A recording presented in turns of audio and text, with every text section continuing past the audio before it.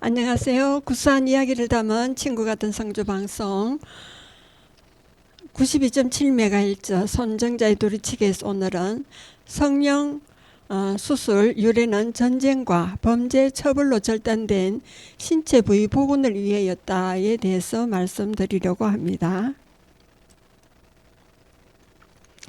먼저 성형수술이란 사람의 신체나 얼굴을 외형적으로 수정하는 수술을 말합니다. 성형이라고 줄여 부르기도 합니다. 외상이나 기형 등의 문제를 해결하기 위한 성형수술은 재건 성형이라 하고, 외형이나 기형 같은 특별한 문제가 없음에도 불구하고 미용 목적으로 이루어지는 성형수술을 미용 성형이라 합니다. 본래 성형수술은 재건 성형을 가리키는 말이었습니다. 이후에 미용수술이 재건 성형에서 파생하게 됩니다. 그 역사를 보면 매우 오래되었고 기원전 인도에서 집도되었는데 주로 형벌로 인해 잘린 코를 복원하려는 목적에서 시행되었습니다. 이마의 피부를 떼어다가 코를 복원시켰다고 하는데, 이런 성형수술은 페르시아와 아랍을 거쳐 서양에까지 전해졌습니다. 근세 서양에서는 주로 격투가 끝난 후에도 후유증을 앓는 환자들이 성형수술을 받았습니다. 기술이 정비되기 이전이라 이렇게 처치를 해도 흉터는 남는 경우가 많았습니다. 수술 과정도 제대로 된 마취를 구하기 쉽지 않고, 구하더라도 효과가 제대로 받지 못했기 때문에 고통스러웠다고 전해집니다. 최초의 현대적인 성형수술은 제1차 세계대전 당시 얼굴에 심각한 화상 및 자상, 턱 등 일부 부위의 절단 등의 부상 입은 병사들을 위해 시행되었습니다. 당시에는 현재만큼의 기술력도 없었기 때문에 수술 후에도 여전히 끔찍한 상태였습니다. 그래서 당시엔 부상 전의 외형을 최대한 본뜬 가면을 쓰고 다니기도 했다고 합니다. 본래 성형수술의 목적은 질병에 의해 썩은 피부 또는 사고나 화상에 의해 망가진 얼굴을 원형으로 복구시키는 것이었습니다. 미용 성형이 파생되면서 지금은 본래 목적의 성형수술을 재건 성형이라 따로 명명하고 있습니다. 현재는 미적인 욕구를 우선하는 미용 성형이 주로 알려져 있고, 재건 성형의 존재는 재건 성형을 받아본 사람이나 의학계 사람이 아니면 모릅니다. 당장 가족이나 지인 아무나 붙잡고 성형 수술하면 뭐가 떠오르냐고 물어보면 100% 얼굴 고치는 거라는 대답을 들을 수 있습니다. 그야말로 주객이 전도된 것입니다. 그 종류를 보면 기재된 목록 이외에도 다양한 성형수술과 시술이 존재합니다. 보통 시술은 피부 절개 없이 진행되는 비관혈적 치료를 말하고, 수술은 조직을 절개하여 치료하는 절차지만 편의성을 위해 시술도 함께 기재되어 있습니다. 먼저 쌍꺼풀 수술을 보면은 눈을 더 크게 보이게 하는 앞트임이나 뒤트임 같은 수술과 함께 진행하기도 했습니다.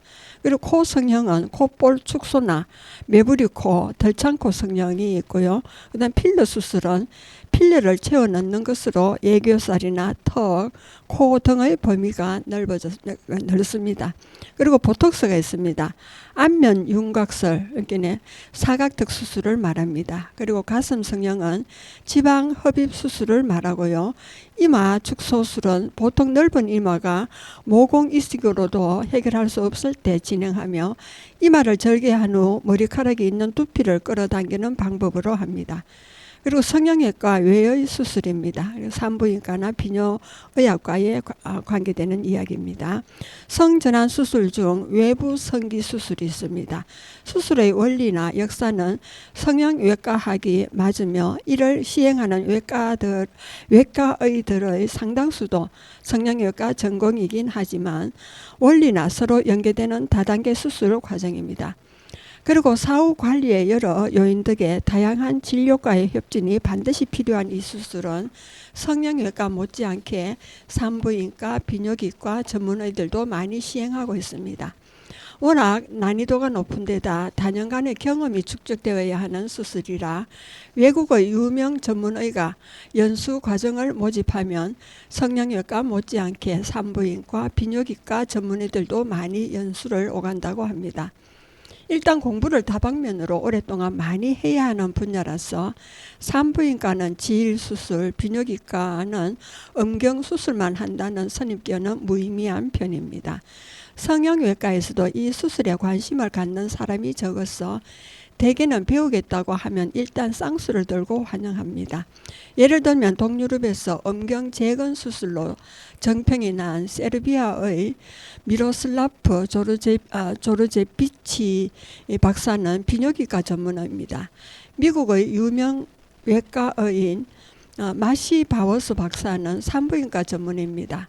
그리고 흉부외과, 심혈관 분야나 외과인 혈관 분야의 수술이 되겠습니다. 하지 정맥류 제거 수술로 다리에 생기는 하지 정맥류는 보기 싫다는 이유, 즉 미용 때문에 제거 수술을 하지만 성형외과가 아니라 흉부외과와 혈관외과 전문의가 수술합니다. 목과 배, 허벅지를 열어 혈관을 째고 가슴을 열어 심장 수술을 하던 의사들이 개업해서는 밥벌이를 위해 종아리 혈관을 잡고 있는 것입니다. 치과는 치과 교정입니다.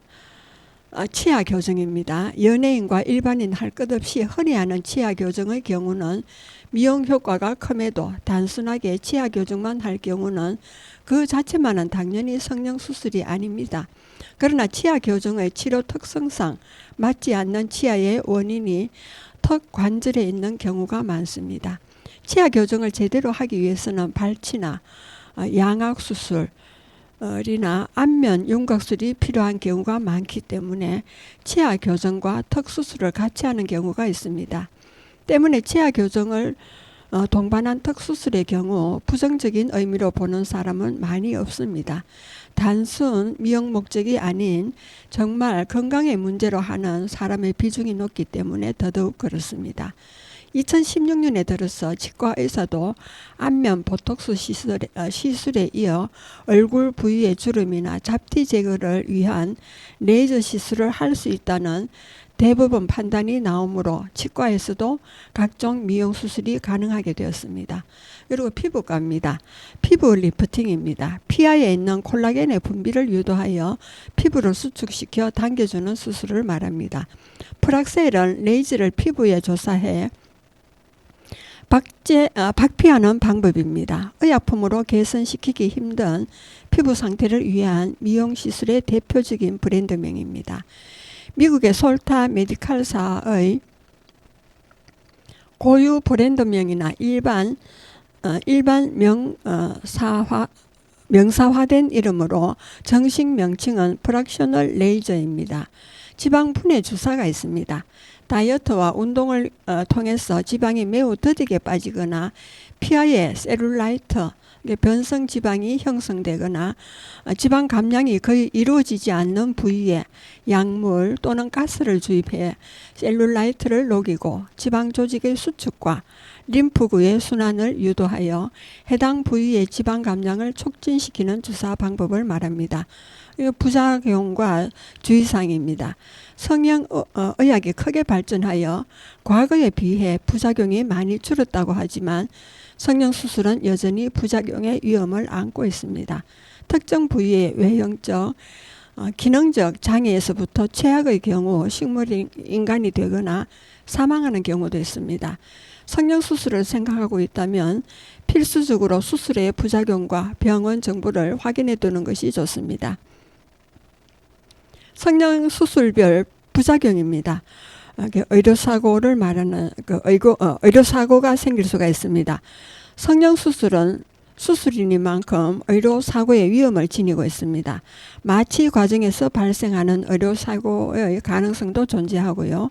주로 마취 통증의학과 전문의가 상주하지 않는 성형외과에서 이런 일이 많이 발생하는데 프로포폴을 과다하게 투여해서 사망이나 뇌 손상으로 이어지는 사고가 일어날 수 있습니다. 그리고 코 성형수술을 받고 코 속에 꺼즈가 남아서 부작용으로 후각상실이 온 환자에게 법원이 2,500만 원을 배상하라고 판결을 내린 적도 있습니다. 성형 중독입니다. 개인적으로 결과물이 마음에 들지 않아 생기는 부작용도 있습니다. 점차 성형수술에 집착하는 경우와 이를 멈추지 못해 빚을 지는 사례도 있습니다. 수술이 끝없이 이어져 몸도 마음도 점점 피폐해져 가는 경우도 있고요. 극단적인 사례로는 순간포착 세상에 이런 일에 출연한 선풍기 아줌마의 사례가 대표적입니다. 성형을 했는데도 더 이상해지는 경우도 있습니다. 이는 얼굴 전체는 각 부분보다 조화된 이미지가 더욱 중요하기 때문입니다.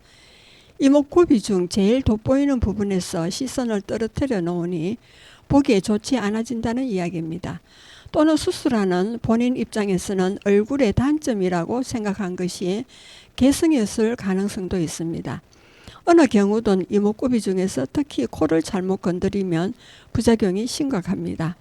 화가들이 많은 여성들의 가장 아름다운 부분만 따서 그림을 그렸더니 이상한 얼굴이 나왔다는 이야기가 괜히 있는 게 아닙니다. 요즘은 성형외과와 정신과가 같이 붙어 있는 경우도 있습니다. 성형수술 이전에 성형 중독을 막기 위한 정신과 치료를 하는 듯 합니다. 정신과적으로 신체 병변 장애 혹은 신체 이형 장애라고도 구분합니다. 일반인들 사이에서는 성형수술을 하는 사람들은 건강상 필요한 것이 아닌데도 몸에 칼을 댄다는 것에 거부감을 느끼며 자기 자신의 몸에 대한 존중심이 별로 없다는 의견이 있습니다. 성형을 찬성하는 이들은 그저 인상을 바꾸는 튜닝 정도로 가볍게 생각합니다. 사실 각종 명품 화장품은 몇 달 값과 간단한 미용 수술 한두 건의 값은 크게 다르지 않기 때문입니다. 보톡스와 화이트닝으로 대표되는 점, 주름 제거 같은 경우 오히려 저렴한 수준입니다. 오늘날에도 널리 퍼져서 중장년층도 주름과 점, 이렇게 검부섯을 제거를 많이 하고 있고 남성 대상 성형도 크게 확대되고 있습니다. 과대 광고가 문제가 됩니다.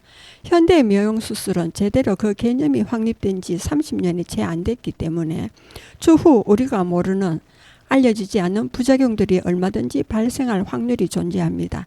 하지만 의사와 브로커들은 성형수술을 받게 하기 위해 그러한 부작용들을 언급조차 않거나 혹은 단순히 미미한 부작용이 발생할 수 있다라는 가벼운 경고 문구로 끝내는 게 전부입니다. 명심해야 합니다.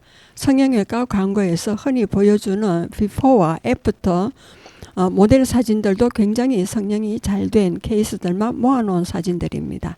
그 예방하기 위해서는 사전 조사와 준비, 계획이 필요합니다. 병원의 실적과 현재 평가에 대해 조사해 보는 것이 기본입니다. 보통 간단한 수술이라도 2주는 지나야 강도라도 맞은 듯한 몰골을 벗어난다고 보고 3개월은 되어야 제대로 된 결과물을 본다고 생각하면 됩니다. 넉넉하게 계획을 세워야 한다는 것이지요. 또 시술 후에는 세심하게 상태를 관찰하고 스케줄을 잡아야 합니다.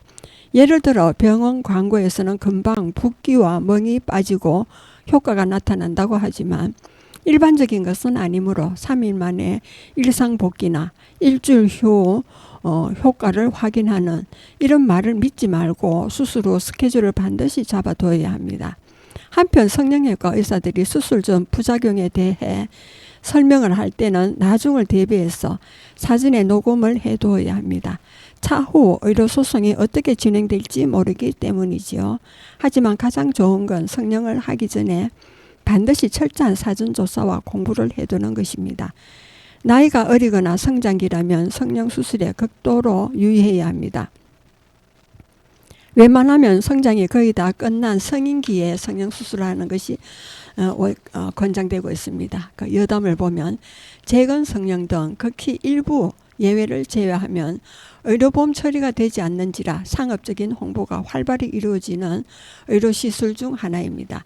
그러다 보니 자연스레 넘쳐나는 성형외과 광고를 딱히 제재할 방법이 없었으나 2014년 4월부터는 지하철과 버스의 성형외과 광고를 수정 조치하여 과대 광고를 막으려는 움직임이 있기도 했습니다.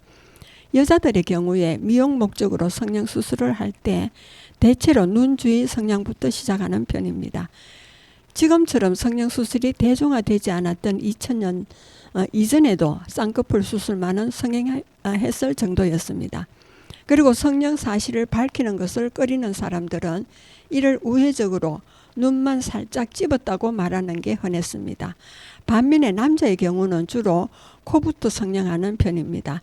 백인들의 특징인 눈썹 뼈 높이로 콧대를 연결해 뚜렷한 T존을 형성해주는 소위 말해 미간 콧대를 높이는 수술을 많이 찾으며 실제 성형 고백은 한국의 남자 연예인들 상당 부분이 코 성형을 합니다. 2010년 초반부터 과도한 성형 사회로 인해서 성괴라는 단어가 생겨났습니다. 성형에 대한 반감으로 대중들은 자연 미인을 그리워하는 사람들이 늘어나고 있습니다. 옛날 연예인들에 대한 관련 베스트 댓글에는 무조건 성형하는 요즘 연예인들보다 훨씬 나았다라며 옛날을 그리워하는 사람들이 존재합니다. 그래서 성형에 대한 반감이 연예계에도 통했는지 무상 연예인들이 늘어나는 추세입니다. 가슴 성형의 경우 크기에 제한이 있습니다. 건강상의 이유로 일부 피부 이상의 부피 이상의 보형물을 넣는 것은 금지되어 있기 때문입니다. 멕시코는 가슴 성형에 법적인 제한이 없답니다. 외국에서는 실리콘으로 가슴 성형을 했던 여자가 자기 가슴 속에 있던 실리콘을 경매에 올린 적이 있습니다. 그리고 키 성형할 경우입니다. 사지 연장 수술 혹은 일리자로프 수술이라고 합니다. 원래는 기형이나 골절로 뼈의 형태가 뒤틀려지면 하는 교정 수술로 방법은 종아리나 허벅지 뼈를 고의로 절골합니다. 그 후 뼛속을 늘리고 잘린 뼈 사이를 고정링으로 외 고정과 내 고정으로 교정한 후 절골된 틈 사이에 뼈가 자연스럽게 차오르면 외 고정과 내 고정을 제거하는 수술입니다. 수술 비용도 엄청나고 부작용도 만만치 않습니다. 다리 근육을 헤집고 들어가 다리뼈를 자르는 것이니 당연히 부작용이 매우 심각하며 치료 기간과 비용도 관건입니다. 부작용과 치료 비용보다도 수술에 실패하여 불구가 되거나 사망할 확률이 매우 높습니다. 대학병원의 재건 성형외과 의사는 미용 성형이 주력인 개업 성형의들을 깔볼 정도로 직업적 자존심이 강합니다. 실제로 재건 성형의들이 하는 수술을 보면 귀가 없는 사람에게 귀를 만들어주고 손가락이 5개가 아닌 사람의 손에 5 손가락을 달아주고 교통사고로 안면이 산산조각난 사람에게 다시 얼굴을 만들고 자신이 원하는 성기가 없거나 잘못된 사람에게 새 성기를 만들어주는 등 삶을 바꿔놓는 수술이 많습니다. 심각한 화상으로 피부 이식이 필요한 경우도 대개 성형외과에서 담당입니다. 그리고 피부니까 피부과일 것 같고 또 요새는 성형외과 피부과라는 애매한 간판을 건 의원들이 많아서 혼동되지만 이것도 수술은 성형외과가 합니다. 위에서 언급된 접합수술의 경우 신경, 혈관 등 미세한 부분의 치료가 필요한 수술이다 보니 보통 성형외과가 아니라 미세 수술에 특화된 수부 재건 파트에서 수술을 합니다. 선천적 질환인 구순구개열은 성형 수술이 유일한 치료법입니다. 태어날 때부터 트리처 콜린저 증후군을 가지고 태어난 환자도 정상의 경도에 따라 수술을 지속적으로 받게 됩니다. 굳이 수술을 많이 안 해도 충분히 살 수 있음에도 불구하고 학교에서 특이한 얼굴로 괴롭힘을 당할까봐 경제적 여유가 닿으면 할 수 있는 데까지 성형수술을 하는 경우도 파다합니다. 이 증상은 겉모습뿐만 아니라 머리 안에 있는 기능들도 망치는 증후군이기 때문에 수술을 하지 않으면 살기 힘든 경우입니다. 쉽게 말해 재건 성형외과의는 이런 환자들에게 구세주입니다. 또 재건 성형수술 중에서는 화상치료처럼 건강보험 적용이 되는 것들도 있습니다. 미용 목적 수술 때문에 이 항목에 있는 사람들이 성형수술을 받았다고 말할 때 나쁘게 보는 사람도 많습니다. 본래 성형수술은 치료법인데도 전자의 목적 때문에 우리나라 일부 사람들은 성형수술을 나쁘게 봅니다. 생김새 때문에 트라우마를 겪는 사람이 미용 성형에 손대는 일도 많습니다. 이 때문에 재건 성형에 있어서도 가급적 기능뿐만 아니라 미용에도 도움이 되는 영양을 대임되는 방향을 추구하기도 합니다. 이제는 성령으로 눈동자 색을 바꾸는 지경까지 이르렀습니다. 색을 띠고 있는 홍채의 표면에 저강도 레이저를 쏘아 갈색이나 검은색 색소만 골라 파괴해서 밝은 색으로 보이게 하는 방법과 안구에 실리콘을 삽입하는 방법이 있습니다. 전자의 경우 눈의 정상 안압을 상승시키고 수분 배출 통로를 막아 향후 녹내장으로 발전할 위험이 있습니다.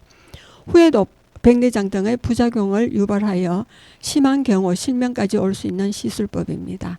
아르헨티나 출신의 한 모델이 자신의 황갈색 눈을 푸른색으로 바꾸기 위해 콜롬비아로 가서 안구 실리콘 임플란트 삽입 수술을 받았다가 1년 가까이 눈이 충혈되고 시야가 흐릿해지는 증상이 나타나기도 했습니다.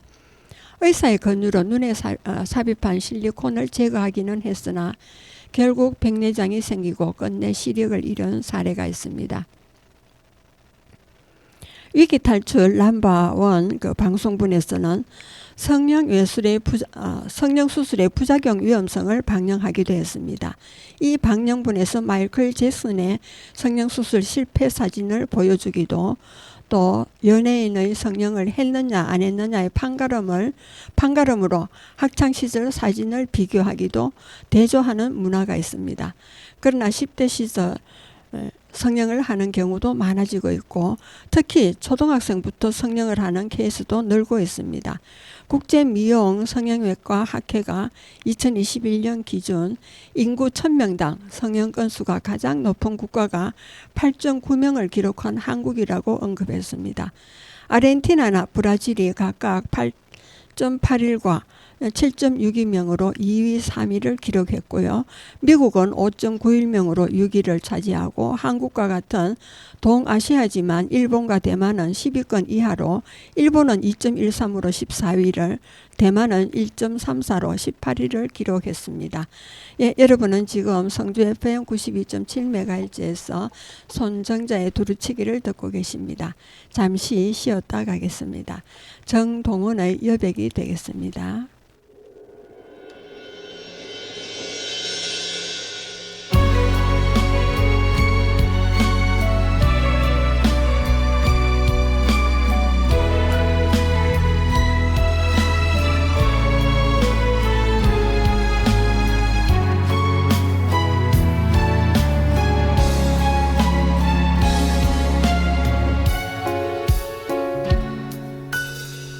얼굴이 잘생긴 사람은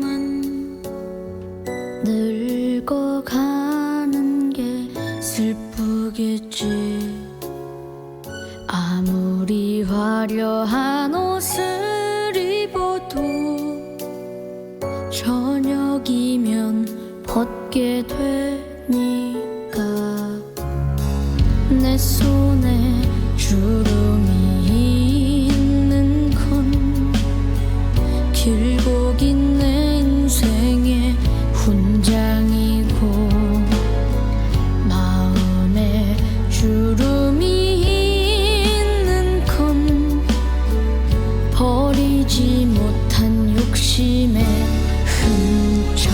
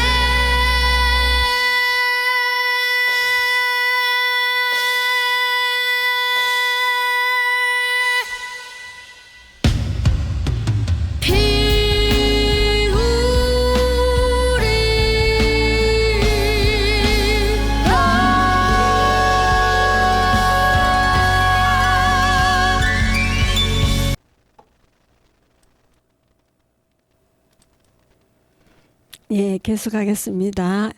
고대 인도에서 외과 수술이 등장한 배경입니다. 고대 인도는 강력한 통치 제도와 함께 풍부한 학문적 토대를 지니고 있었습니다. 특히 의학 분야에서는 인체에 대한 이해가 빠르게 확장되었고 다양한 약제와 치유 방법이 점차 체계화되었습니다. 그 결과 단순한 상처 치유 수준을 넘어 장기에 대한 처치와 조직 복원에 관한 관심이 높아졌습니다. 당시 사람들은 질병을 단순히 피할 수 없는 운명으로 받아들이기보다 적극적으로 질병을 극복하고 건강한 삶을 영위하고자 노력했습니다. 이런 분위기 속에서 외과 수술은 단지 생존을 위한 치료가 아니라 더 나아가 상실된 신체 부위를 복구하고 기능을 되찾기 위한 중요한 수단으로 발전했습니다. 관절 접합이나 골절 수복 등 비교적 간단한 수술 기법을 넘어 종양 제거와 장기 복합 같은 어려운 분야까지 다루게 되었습니다. 이는 의학의 수준을 한층 높였고 동시에 고대 인도의 사회적, 문화적 발전에도 크게 기여했습니다. 한편 의학자들은 과감하고 체계적인 접근 방법을 통해 질병과 부상에 대한 근본적 해결책을 마련하려고 했습니다. 명확한 진단 과정을 거쳐 환자 상태에 맞는 처방을 내리는 것은 물론 수술 과정에서 필요한 위생관념과 기구의 사용이 점차 체계를 갖추게 되었습니다. 이는 후대에 이르러 전 세계 다양한 지역의 수술에 큰 영향을 미쳤습니다. 수세기 동안 전승되고 발전된 기술적 노하우가 현재에 이르러서도 높은 가치를 지닙니다. 이런 역사적 흐름을 살펴볼 때 고대 인도의 외과 수술이 얼마나 뛰어난 의학적 지식을 바탕으로 이루어졌는지를 자연스럽게 이해할 수 있습니다. 수슈루타와 수슈루타 상히타의 중요성입니다. 고대 인도의 의학 발전에서 빼놓을 수 없는 인물이 수슈루타입니다. 그는 외과 수술 분야에서 뛰어난 업적을 남긴 의사이자 체계적인 의학 이론과 기술을 집대성한 수슈루타 상히타를 저술했습니다. 이 문헌에는 인체에 대한 정교한 해부학적 설명과 더불어 다양한 수술 기법과 기구 사용법, 수술 후 관리법까지 폭넓은 분야가 기록되어 있습니다. 더욱 인상적인 것은 단순한 외상의 처치가 아니라 조직 재건과 미세 수술에 가까운 기법들은 이미 그 시기에 시도하고 있었다는 것입니다. 당시 수슈루타는 임상 경험을 바탕으로 체계적인 교육 과정을 마련해서 후학들을 길러냈습니다. 그는 환자를 대할 때 반드시 철저한 관찰과 진단이 선행되어야 한다고 강조했고 위생관리와 감염 예방의 중요성을 일찍이 설파했습니다. 또 그가 쓴 수슈루타 상히타는 의사의 윤리와 책임감에 대해서도 언급하고 있어 단순한 의학 기록서가 아니라 인간의 몸과 마음을 통합적으로 접근하는 철학적 배경을 엿볼 수 있는 중요한 자료로 평가받고 있습니다. 이런 가르침과 기록은 후대에 큰 영향을 주었고 여러 문명이 의술을 발전시키는 데 있어 소중한 지침 역할을 했습니다. 요컨대 수슈루타가 남긴 업적은 오늘날까지도 그 위상이 흔들리지 않을 정도로 방대하며 의학사 전반을 통틀어 매우 귀중한 의미를 지닙니다. 이는 곧 고대 인도의 외과 수술의 위대함을 단적으로 보여주는 예라고 할 수 있습니다. 2500년 전 성형수술의 실제 기록과 기법이 있습니다. 현대의학에서 성형수술은 미용을 포함해 기능을 회복하고 삶의 질을 개선하기 위한 중요한 수술 분야로 자리 잡았습니다. 그런데 놀랍게도 이미 2500년 전의 고대 인도에서는 신체 부위를 복원하고 재건하는 수준의 수술이 활발하게 이루어졌습니다. 이를 대표적으로 드러내는 것이 바로 고대 인도의 외과 수술에 대한 기록입니다. 당시 널리 알려진 기술 중 하나는 코 재건술이었습니다. 전쟁이나 범죄에 대한 처벌로 코가 절단되는 경우가 잦았기 때문에 이를 복원하기 위해 이마나 볼의 피부를 이식해 만드는 방법을 개발했습니다. 이 수술 방법은 필요한 피부 조각을 채취해 수술 부위에 접합하는 과정을 거치며 환자의 신체가 새로운 조직에 적응하도록 정교한 복합술과 사후 관리를 병행했습니다. 당시에는 수술이나 마취제 같은 현대적 개념의 도구가 부족했음에도 다양한 약초와 혼합 약물을 이용해 통증을 완화하고 감염을 예방하려 했습니다. 수술에 사용되는 기구도 다양하게 발전하여 칼, 가위, 겹자 등 오늘날과 크게 다르지 않은 형태를 이미 활용했습니다. 이런 기술적 진보는 환자의 생존율을 높였을 뿐만 아니라 잃어버린 신체 기능을 회복하고 심리적 안정까지 제공하는 데 큰 의미가 있었습니다. 특히 미관을 개선하는 목적뿐만 아니라 사회적으로 낙인 찍히는 것을 방지하기 위해서라도 성형수술이 적극 활용되었습니다. 이 같은 기록을 통해 당시 우리 인도 사회가 의학적 발전에 얼마나 심려를 기울였는지, 그리고 이를 통해 인간의 삶을 근본적으로 변화시키고자 한 의지를 엿볼 수 있습니다. 이 모든 사실은 2500년 전에도 치료 이상의 목적을 추구했다는 점에서 의학사에 중요한 획을 그은 사건이라 할 수 있습니다. 현대의학에 남긴 유산과 교훈입니다. 고대 인도에서 발전한 외과 수술과 성형수술은 단순히 기록상에만 머무르지 않고 이후 다른 지역과 시대의 의술에도 깊은 영향을 주었습니다. 무역과 문화 교류가 활발해지면서 인도에서 발전한 다양한 기술과 의료 지식이 페르시아와 중동 유럽으로 전해졌습니다. 이런 흐름 속에서 기존 지역의 의학 전통과 결합되며 더 정교하고 세련된 형태로 재탄생하게 됩니다. 현대의학과 수술 분야의 조석을 다지는 데 크게 기여하기도 했고요. 오늘날 우리가 사용하는 수술 기법과 의학 이론 중 상당수는 그 기원이 고대 인도의 연구와 경험에서 비롯되었다고 해도 과언이 아닙니다. 특히 정근대식에 놀라울 정도로 섬세한 수술 도구와 봉합 기술을 가졌다는 점은 특히 의학사의 수많은 변화를 이끌어내는 기반이 되었습니다. 무엇보다 외과 의사는 단순히 잘 자르고 꿰매는 기술자가 아니라 인체의 구조와 생리적 원리를 깊이 이해하는 과학자이자 환자의 정신적, 심리적 안정을 고려하는 전인적 치유자라는 것을 일찍부터 인식했다는 것이 놀랍습니다. 따라서 고대 인도의 외과 수술에서 배울 수 있는 핵심 교훈은 의학적 발전이 인간의 존엄성과 고통 경감 또는 사회적 통합을 목표로 삼아야 한다는 사실입니다. 고대 인도의 외과술과 성형수술은 조직 복원과 기능 회복을 목표로 했고 그 체계성과 정확성은 현대의학의 초석이 되었습니다. 수슈루타의 업적과 수슈루타 상이타에 기록된 섬세한 기법은 현재까지도 의학적 가치를 지니며 인간의 몸과 마음을 통합적으로 치유한다는 의학적 이상을 제시했습니다. 과연 이러한 역사는 지금 우리 시대의 의술에 어떤 새로운 영감을 줄 수 있을까요? 세계 성형국가 7위에 도달한 인도입니다. 2024년 7월에 발표된 ISAPG 보고서에 따르면 2016년 기준 전체 성형 시장 규모는 약 262억 달러로 전년 대비 9% 상승했다고 합니다. 인도는 세계 성형 상위 국가인 미국과 브라질, 일본, 이탈리아, 멕시코, 러시아를 뒤를 이어서 7위에 올랐습니다. 선진국들과 비교하여 낮은 GDP에 비해 87만 8,180건의 높은 수술 건수를 기록했습니다. 세계 성형 상위 10개국 수술 건수입니다. 내수 시장을 중심으로 폭발적으로 성장하는 인도 성형 시장 규모는 2016년 한 해 기준 1억 1천만 달러 수준입니다. 인도에는 약 2,000명의 성형외과 의료진들이 있어 전체 시장의 4.3% 정도를 차지합니다.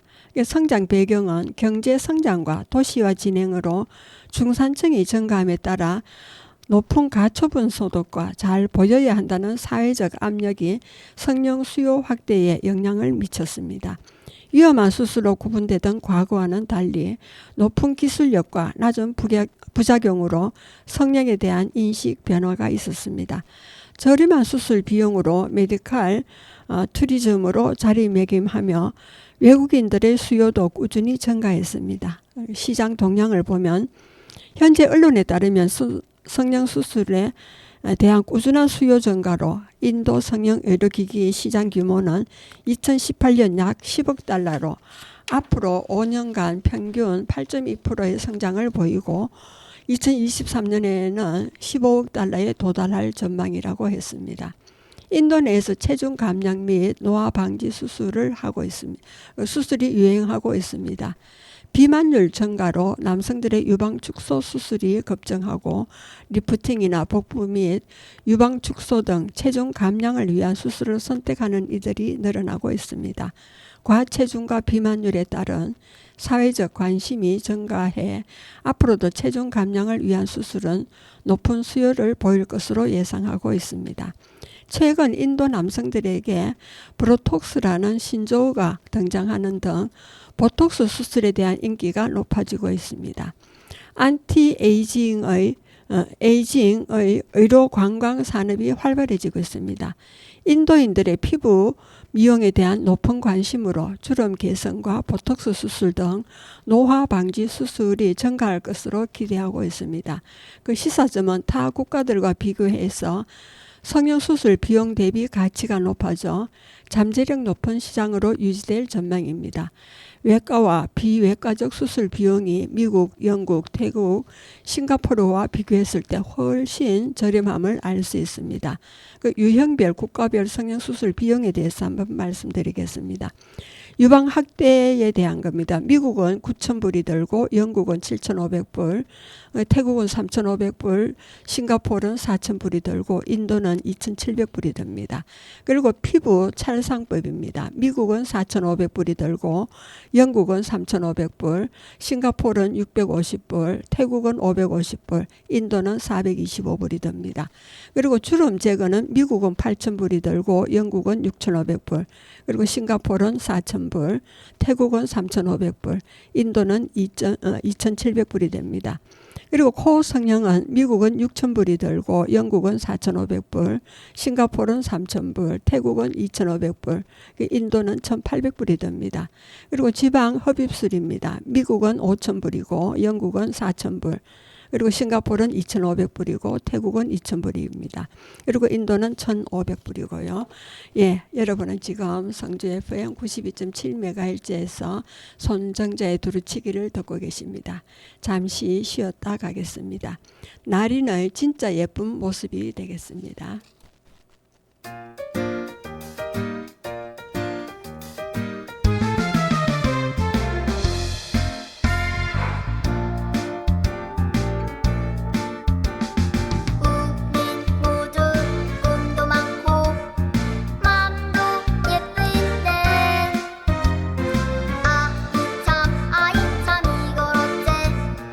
미움이 생겨 의견 충돌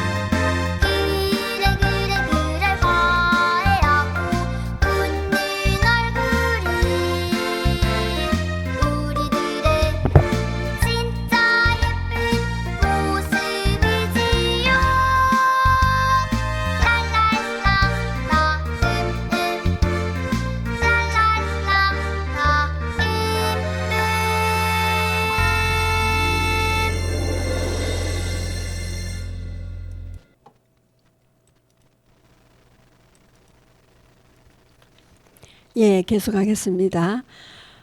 성형수술은 고대 시대부터 시작되었습니다. 고대 이집트에서는 죽은 이의 얼굴을 조각하여 그의 유방 모양을 보존하는 과정으로 인간의 외모에 대한 관심이 시작되었습니다. 그 후 그리스와 로마 제국 시대에는 외모의 아름다움과 신체의 완벽함이 중요시되었고 이는 성형수술의 초기 발전에 영향을 주었습니다. 성형수술이 현대적인 의미에서 발전한 것은 19세기 후반과 20세기 초반의 의학과 과학기술의 발전과 함께였습니다. 19세기 후반에는 전신 마취와 정확한 형태를 만들어내는 수술 기술이 발전하여 얼굴과 몸의 외모를 개선하는 수술이 시도되었습니다. 특히 제1차 세계대전과 2차 세계대전 사이에는 얼굴 재건 수술이 발전했습니다. 전투 중 상처 입은 군인들에게 얼굴의 형태를 되찾아 주는데 큰 역할을 하였습니다. 20세기 이후에는 성형수술이 점차 미용 목적으로 발전했습니다.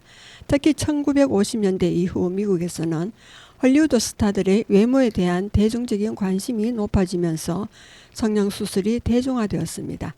이에 따라 미용외과의 수요가 증가하고 코수술, 가슴 확대수술, 안면 리프팅 등 다양한 성형수술이 개발되고 보급되었습니다.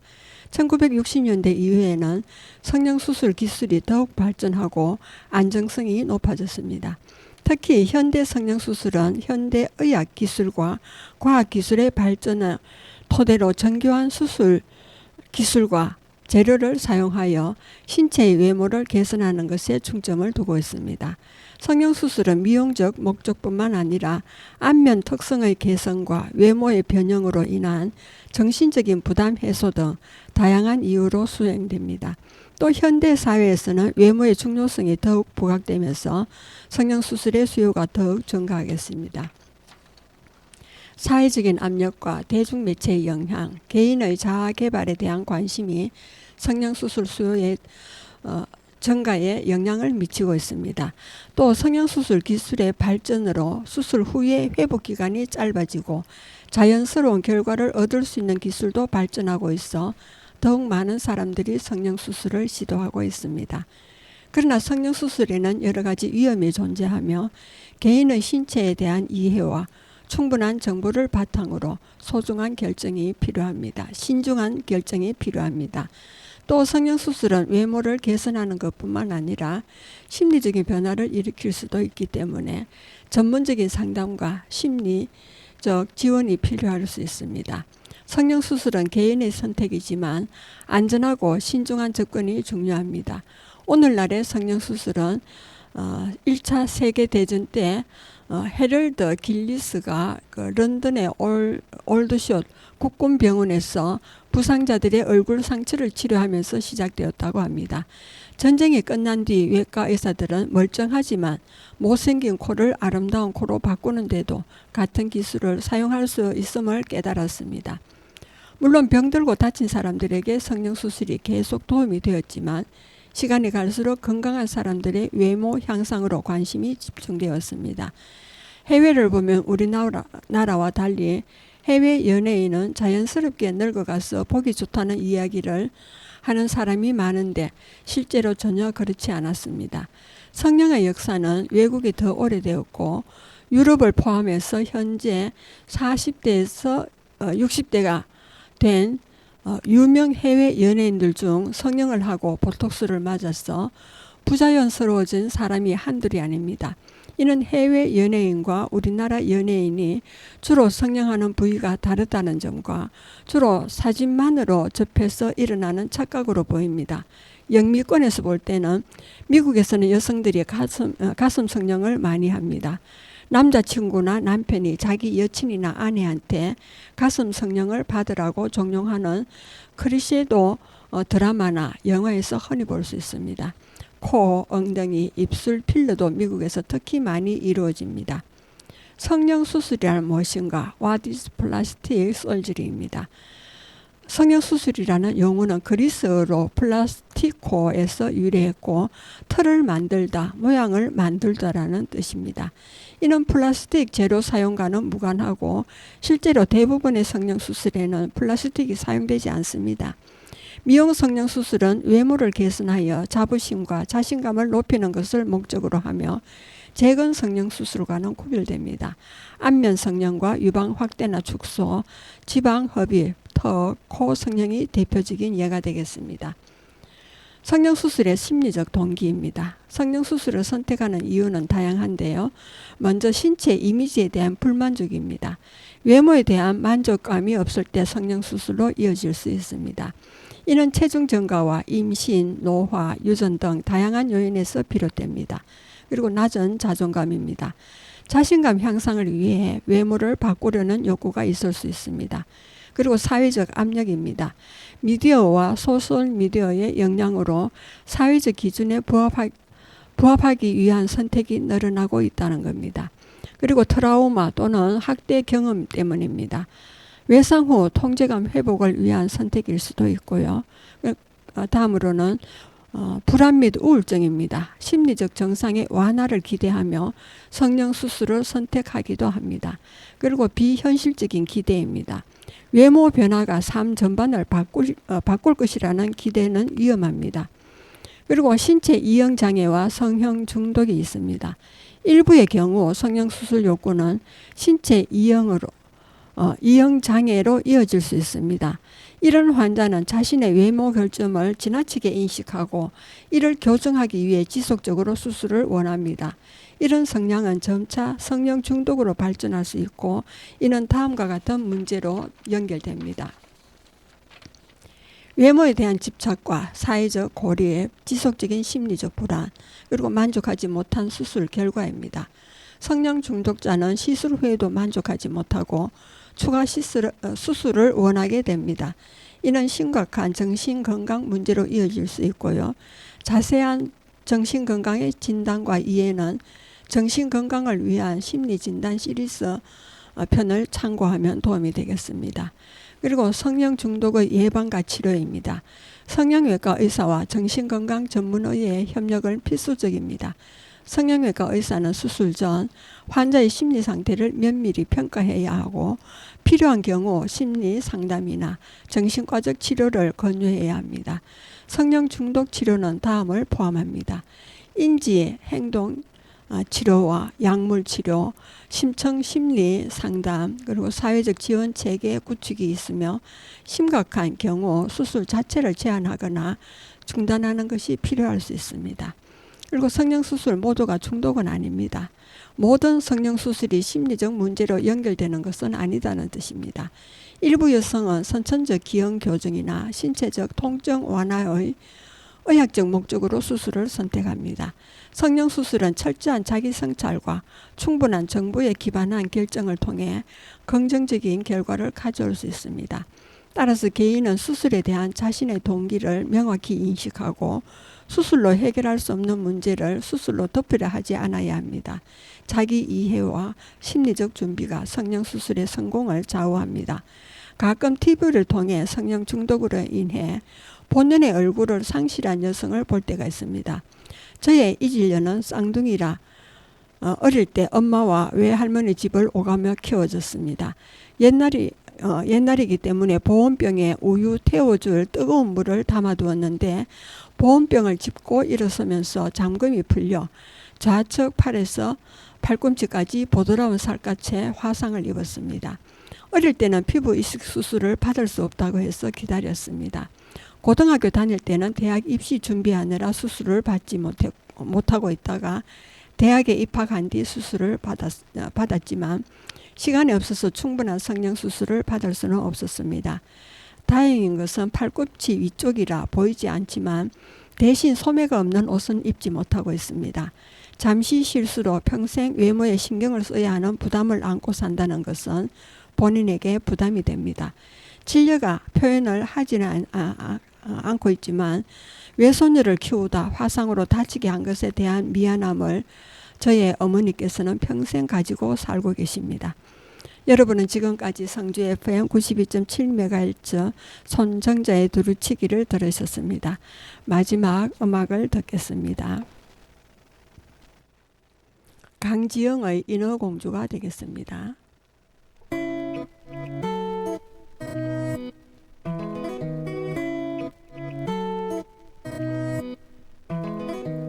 처음인걸 시간이 멈춘 느낌 Ain't no reason 사랑에 빠졌나봐 너 아니면 보이지가 않아 Oh boy 한 걸음 더 내게 와줘 하루에도 수십 번씩 널 생각하면 나도 몰래 love love love 말을 못하고 시간이 없어도 너만 있으면 Alright I know you know love me You know I know kiss me 내일이 가면 beat Say tonight oh 내게 다가와줘 Come tonight oh 나를 바라봐 이 밤이 가기 전에 스토리 노트처럼 oh 말도 못하고 불거품 돼버리기 전에 내게 키스해줘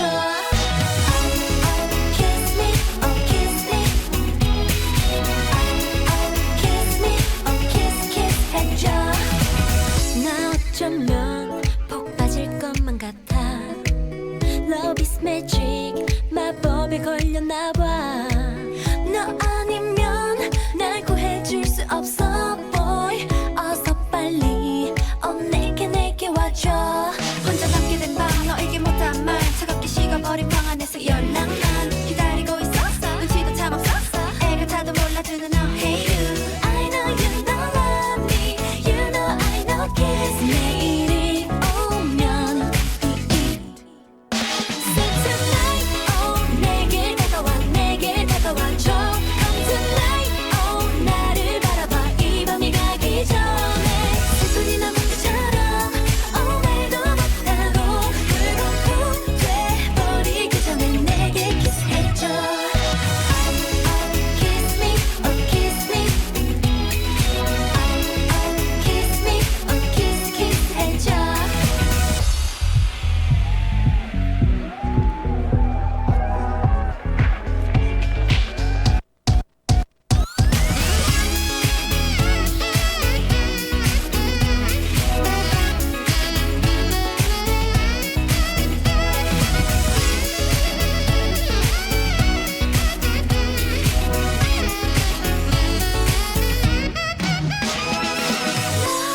to me 내게 와줘 Say love me Come at me boy Say tonight oh 내게 다가와줘 Come tonight oh 나를 바라봐 이 밤이 가기 전에 스토리 노트처럼 oh 말도 못하고 불거품 돼버리기 전에 내게 키스해줘 Kiss me, oh kiss me Kiss me, oh kiss 해줘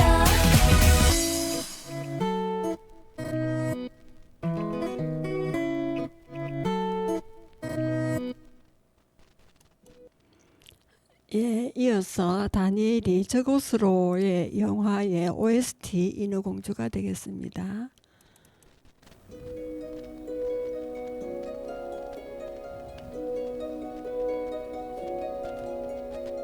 이것 좀 봐 신기하지 내가 모은 것들 대단하지 내가 세상 모든 걸 다 가진 것 같겠지 이것 좀 봐 아름답고 신비한 물건들 바라보면 넌 이렇게 말할걸 어쩜? 뭐든 있거니 내겐 재밌는 것들도 많지 아주 귀하고 별난 것도 너도 한번 볼래? 정말 많아 하지만 이걸론 부족해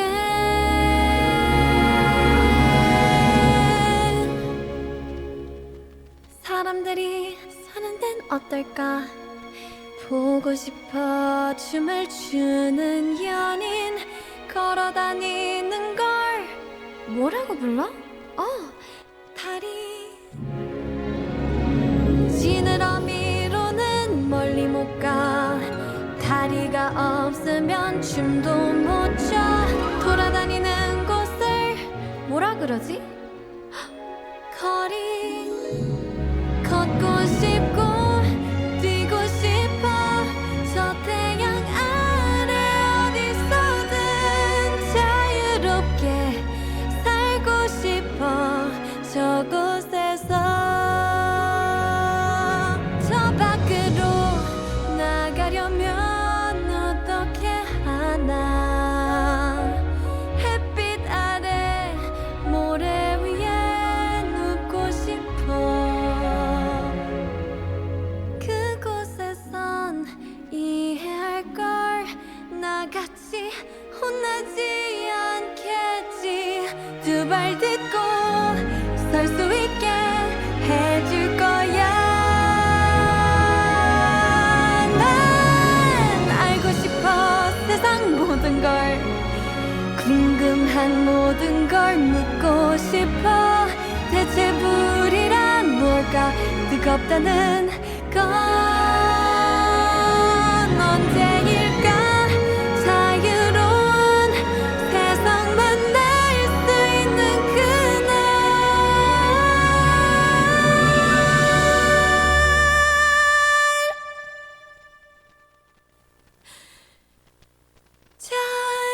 자유롭게 가고 싶어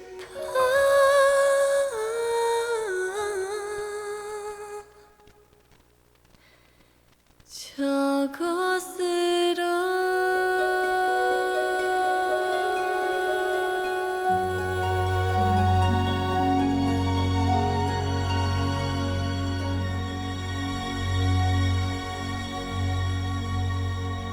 가본 것들 대단하지 내가 세상 모든 걸 다 가진 것 같겠지 이것 좀 봐 아름답고 신비한 물건들 바라보면 넌 이렇게 말할걸 어쩜? 뭐드니까니 내겐 재밌는 것들도 많지 아주 귀하고 별난 것도 너도 한번 볼래? 정말 많아 하지만 이걸론 부족해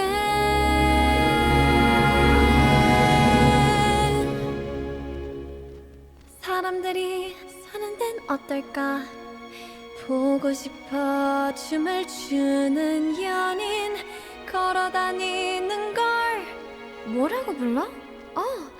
다리 지느러미로는 멀리 못 가 다리가 없으면 춤도 못 춰 돌아다니는 곳을 뭐라 그러지? 거리